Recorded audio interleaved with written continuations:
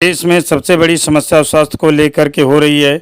हम लोग अपनी आय का 20 से 25% हिस्सा केवल स्वास्थ्य में खर्च कर देते हैं। आज मैं आपको खेती की ऐसी विधि बताऊंगा जिसमें हम लोग बिना रसायन की खेती कैसे की जाती है, किन किन खादों का प्रयोग करना चाहिए, कितने प्रतिशत मात्रा में प्रयोग करना चाहिए, कीटनाशक की जगह हम किन दवाओं का प्रयोग करें।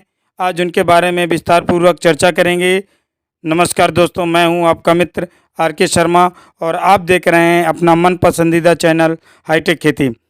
किसान भाइयों, हमारे कंधों पर एक बहुत बड़ी जिम्मेदारी होती है क्योंकि हमारे द्वारा उगाए गए बीजों फसलों का प्रयोग सारे देश के नागरिक करते हैं। तो किसान भाइयों, आज मैं आपको बताऊंगा कि जैविक खेती कैसे करते हैं ताकि बिना रसायन की फसलों को खाकर हम अपने परिवार, देश के सारे नागरिकों को स्वस्थ कर सकें। किसान भाइयों, मैं आपको जैविक खेती के बारे में बताऊं उससे पहले आप मेरे चैनल को लाइक कर लें, सब्सक्राइब करें और शेयर करें।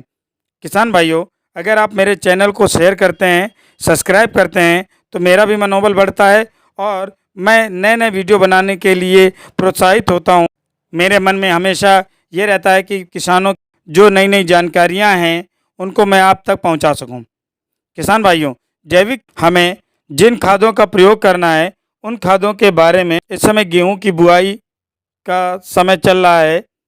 आप जब गेहूं की बुआई करना चाहते हैं तो खेत कैसे तैयार करेंगे, उसके लिए आपको करना क्या है, बुआई के 15 दिन पहले खेत में नीम की खली व सरसों की खली के साथ आप ये गोबर, अच्छी सड़ी हुई गोबर की खाद या वर्मी कंपोस्ट मतलब केचुए वाली खाद 25 से 30 टन प्रति हेक्टेयर बिखारने के बाद आप उसकी अच्छी से जुताई करें।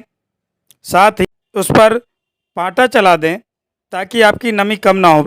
जब आप बुआई करने जा रहे हों उस समय आपको करना क्या है, लगभग अच्छी सड़ी हुई गोबर की खाद या कंपोस्ट खाद 2 कुंटल प्रति हेक्टेयर के लिए, साथ में उसमें 2.5 किलो प्रति हेक्टेयर के हिसाब से ट्राइकोडर्मा पाउडर मिला करके लगभग 6 से 7 दिन तक ठंडे स्थान पर रख दें। उसके पैरा को लेकर के ऊपर से ढक दीजिए। जब बुआई करना हो उस समय इस खाद को छिड़काव कर दें। एक झोला न्यूट्रीफ्लेक्स का, साथ में 10 किलो की बाल्टी बायोजाइम की ले करके 1.5 बीघे में छिड़काव कर दें। छिड़काव करने के साथ आपको करना क्या है, अच्छे बीज का पहले चयन करिए। बीज को उपचारित करना बहुत ज़रूरी है। उपचारित करने के लिए आप एसिटोबैक्टर 5 से 10 ग्राम प्रति किलो के हिसाब से या पीएसबी जीवाणु 5 से प्रति किलो के हिसाब से इसको लेकर के कोटिंग कर दें। फिर गेहूं का छिड़काव कर दें और रोटावेटर से उसकी जुताई करो। जुताई करने के बाद आती है खरपतवार को रोकथाम करने के लिए। तो खरपतवार की रोकथाम करने के लिए आपको इसमें 2 बार निराई गुड़ाई करना पड़ेगा। प्रथम 30 से 40 दिन बाद, दूसरी फरवरी माह में अवश्य की जानी चाहिए क्योंकि जैसे जैसे तापमान बढ़ता है वैसे वैसे खरपतवार भी निकलते हैं। अगर आप इस प्रकार 2 बार निराई गुड़ाई कर देंगे तो खरपतवार नहीं निकलेंगे और धीरे धीरे समाप्त हो जाएंगे। जैविक खेती के लिए फसल में खरपतवार नियंत्रित रहे, यह कई बातों पर निर्भर करता है, जैसे फसल चक्र, बुआई का समय, खेत की तैयारी। फसल चक्र के बदलने से वार्षिक खरपतवारों का नियंत्रण लगभग हो जाता है। आप गुड़ाई के लिए पर आपको परिश्रम भी कम करना पड़ेगा।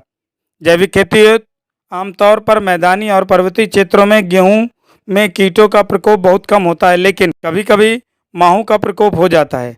अगर ऐसा हो तो इसके लिए आपको 2 ml प्रति लीटर की दर से छिड़काव कर देना चाहिए। अगर गेहूं की जैविक खेती कर रहे हैं तो उसमें कुछ कवक जनित रोग लगते हैं, जैसे पीला गिरवी रोग, भूरा गिरवी रोग लग रहे हैं तो उसके लिए आपको प्रमाणित बीजों का प्रयोग करें। उसके बाद बीजों को शोधित जरूर करें।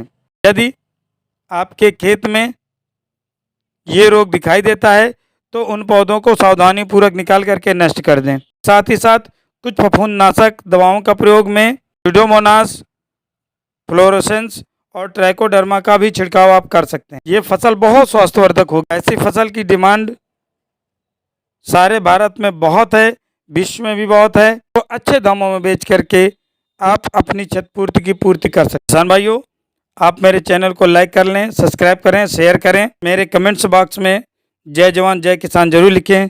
जय हिंद।